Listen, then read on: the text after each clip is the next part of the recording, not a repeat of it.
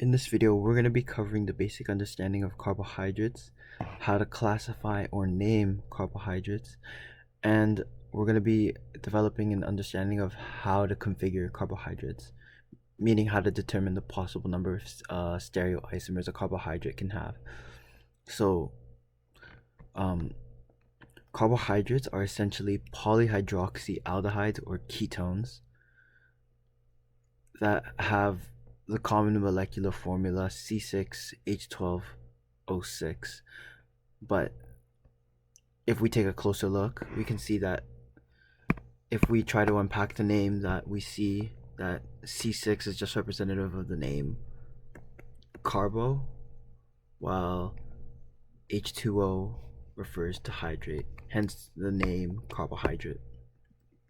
We see that carbohydrates participate in appear in a lot of reactions, such as, and two big ones are photosynthesis and cellular respiration, where in photosynthesis we see here that water reacts with carbon dioxide to produce glucose, right? And this is what I meant when this is what the name refers to when carbohydrates are referred to polyhydroxy aldehydes or ketones. We see here that for glucose there's the presence of an aldehyde and 1, 2, 3, 4, 5 alcohol groups or hydroxyl groups.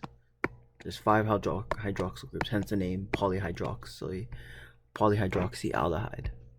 Okay. We see here that in cellular respiration that the reverse happens, that glucose reacts with oxygen to produce water and carbon dioxide, as well as ATP. Okay, so there are three main descriptors that can be used to describe monosaccharides, and monosaccharides are just the subunits that comprise complex carbohydrates or simple sugars, right? And we see here that there are three descriptors that can be used to describe monosaccharides. A carbohydrate is either an aldose or a ketose, which means aldo refers to aldehyde, keto refers to ketone, and when we're looking at carbohydrates, we want to determine which of the two functional groups is present on the compound. Now, a carbohydrate can also be described based on the number of carbons, or not necessarily carbons, but the number of atoms participating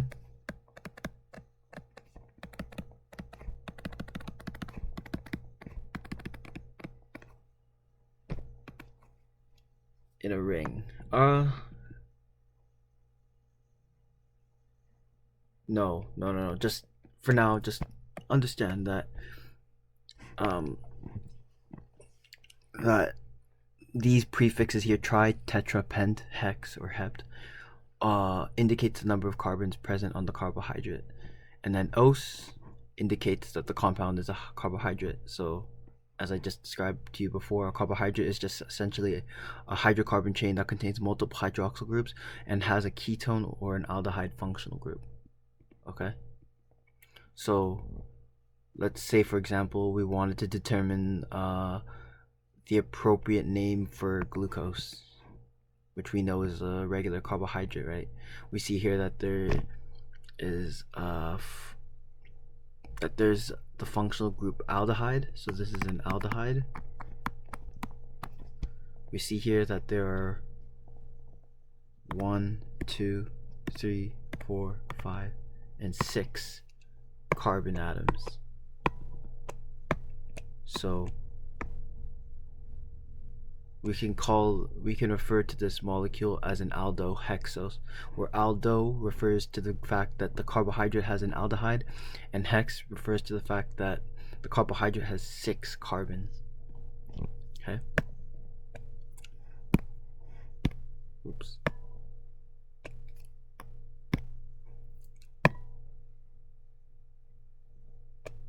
Okay. Now, there also exists D and L sugars.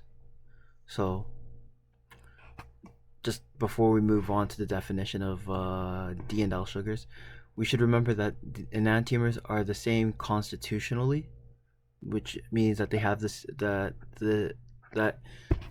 molecules have the same connection between atoms, but they differ in spatial configuration, meaning that some functional groups may be in a different space relative to other isomers that have the exact same functional the exact same atom in a different place in space, which affects their ability to rotate light in a certain direction. So just keeping that in mind, the idea of stereoisomers. D sugars, which refers to dextrorotary sugars. By definition, these are sugars that have their lowest chiral center, or the chiral center that's the furthest from the carbonyl group in the R configuration, and generally rotate light in a clockwise fashion. So we can see here that this is D-glucose, right? So if we were to apply the CIP rules, con ingot pre-log rules, we can see here that oxygen takes the highest priority, and then that's followed by the ethyl group, or no, sorry, not the ethyl group. We see that oxygen takes the highest priority, followed by the rest of the carbon chain, the carbon that's attached to the rest of the carbon chain,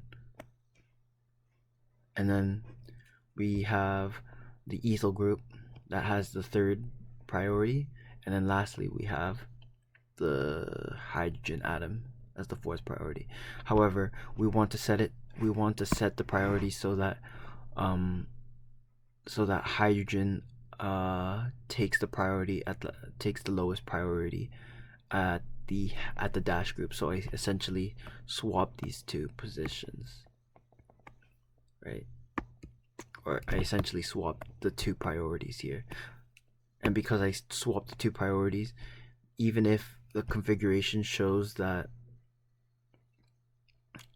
the configuration is S, we have to assume that because I swapped the priorities, the configuration would actually be R. So we assume that the R configuration for that the chiral center furthest in the carbonyl group exhibits R configuration, even if it supposedly exhibits S. Okay. 1 second. Okay. Now, in contrast, there are sugars that have their lowest chiral center furthest in the carbonyl group in the S configuration, and generally rotate light in a counterclockwise fashion, and are enantiomers of D sugars. Okay, so essentially what's happening here is that is a similar phenomenon where the hydroxyl group is actually placed on the other side this time. So like before, we see that the hydroxyl group takes the highest priority, followed by the carbon that's attached to the rest of the hydrocarbon chain for glucose, and then the ethyl group here takes the third priority, followed by the hydrogen. And because we have to swap these two so that the hydrogen gets the wedge, so that the hydrogen gets the wedge with priority 3, we see here that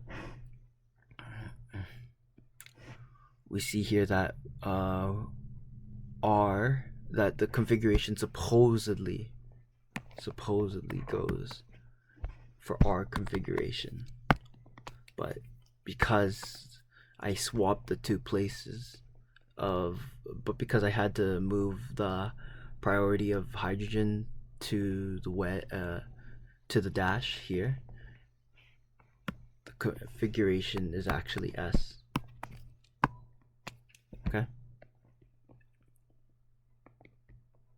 Now, it's important to keep in mind that not all D sugars rotate in the clockwise direction. So that means that not all D sugars are in the S configuration, and the same goes for for L sugars. And this is why I said that in general, D usually infers that D generally infers an S configuration, an R configuration.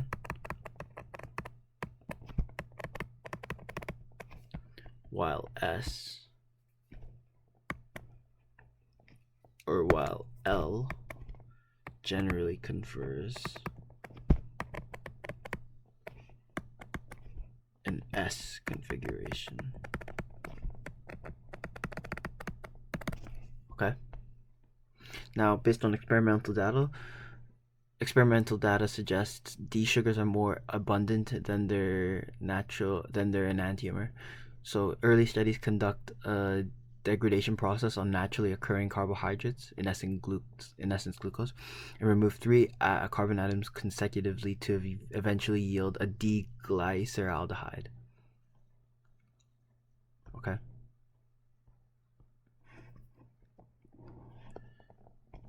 Now, we can configure aldoses and ketoses by predicting the number of possible stereoisomers of a carbohydrate. So we can predict these by determining the number of chiral centers in the molecule. So say, for example, we want to take a look at an aldotetrose, right? Aldo referring to 4 carbon atoms. So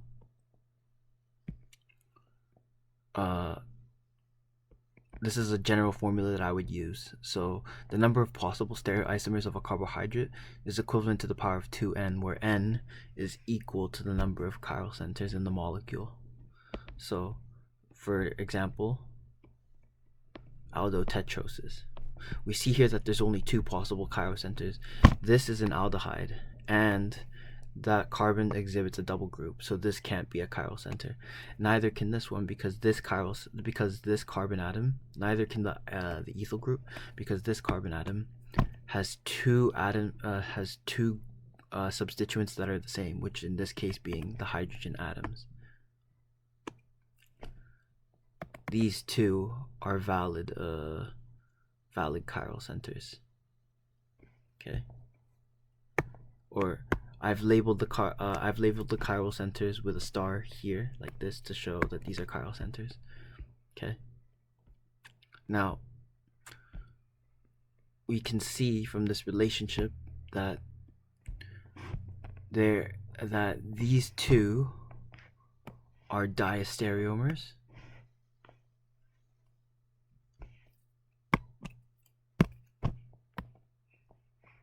and these 2 are also diastereomers. Okay.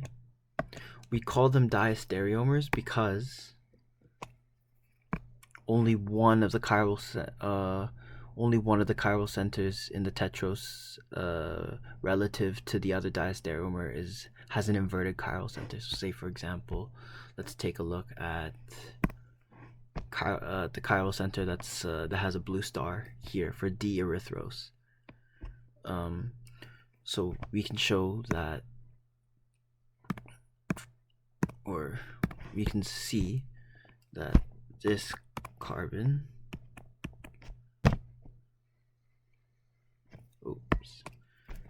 that if we number the priorities correctly, we can see, wait, that's wrong, 2, 3, 4.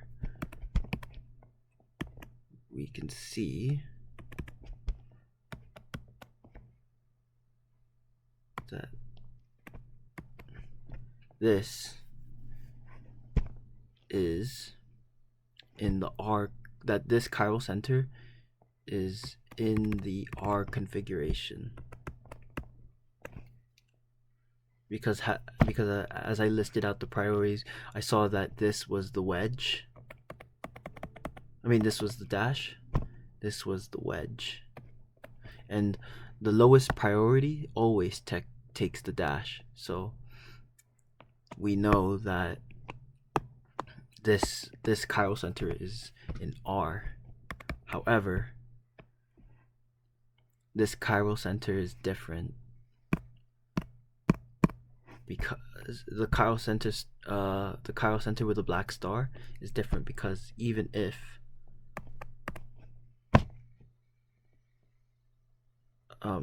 because this because if we take a look at the configuration, we can see that this chiral center has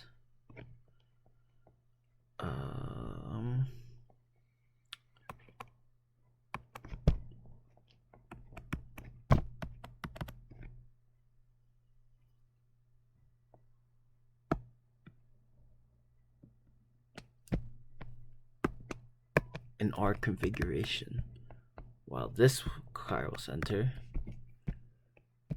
okay, just before I go on ahead, I'll show my reasoning. So we see here that this chiral center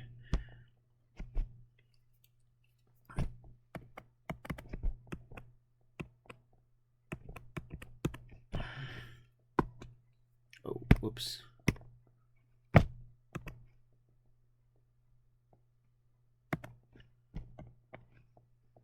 We can see here that this chiral center is in the counterclockwise direction. So we assume that this chiral center is supposedly S, but it's actually R. So it's actually R. On the other hand, this chiral center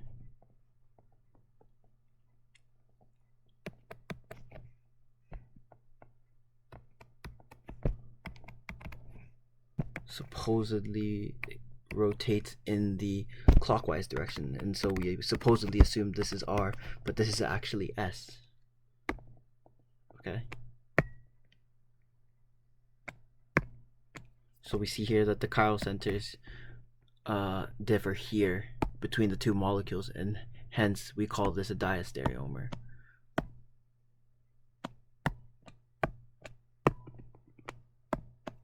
But on the other hand,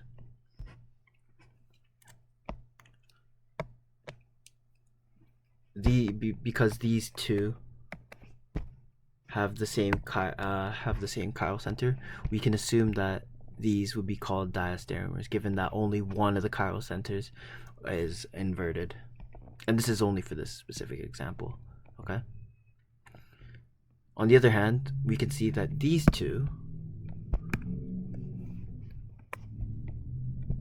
for example, D3-ose and L3-ose, are enantiomers because the chiral centers are the same. So we saw here that this exhibits a configuration of S and R.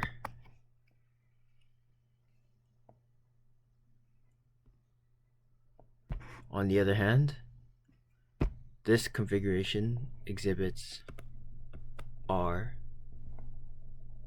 and S.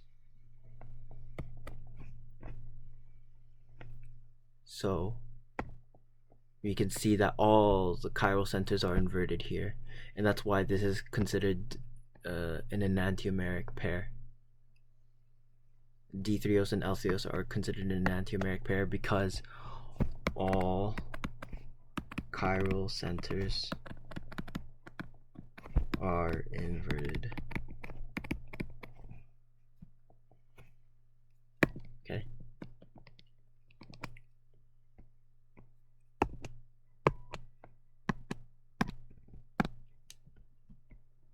The same thing goes for D-erythrose and L-erythrose. We see here that these chiral centers are S.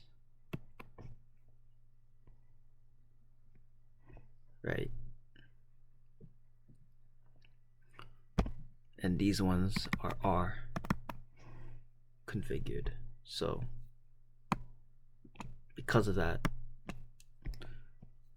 we assume that these chiral center because of that we see that all the chiral centers are inverted here too between D erythros and L erythros. Therefore, these two are also enantiomeric pairs. These two are also part of an enantiomeric pair. Okay. Aldopentose, pent meaning 5 carbons, have 3 chiral centers, and therefore 2 to the power of 3 equals 8 possible stereoisomers, and we can see that in this relationship here. Okay.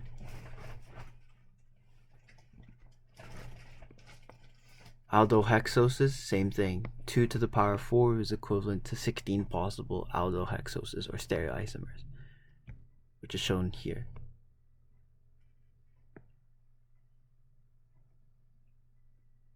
And this is just a family tree of aldoses.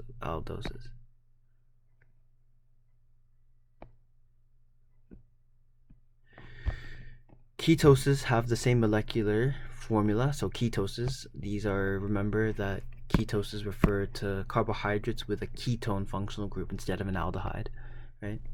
But they are conditionally isomeric in the sense that they have one less chiral center due to the position of the carbonyl group. The carbonyl group referring to either an aldehyde or a ketone. So we see in ketotetrosis, we can see that there's only one chiral center, right? So there's only 2 possible stereoisomers. There's D-erythrulose and L-erythrulose. So if we were to draw L-erythrulose, we would draw out the same thing, where the hydroxyl group would be on the other side.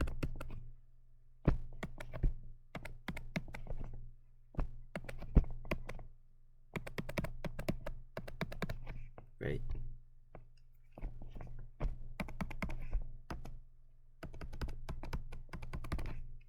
And because the hydroxyl is placed on the other side, if we were to determine the configuration, we'd see that this would be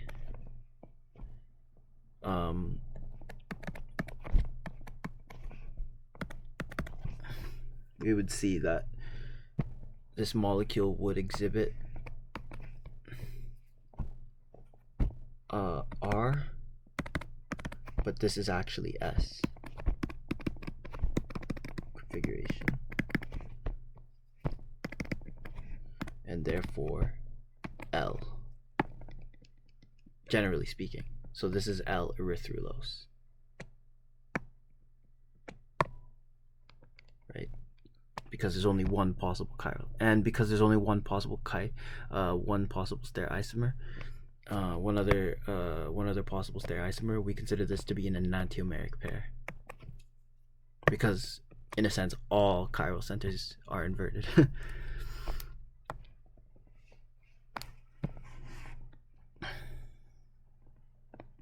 In the case of ketopentoses, it's 2 chiral centers that are present. So there are 4 chiral centers possible, and so on and so forth with ketohexoses.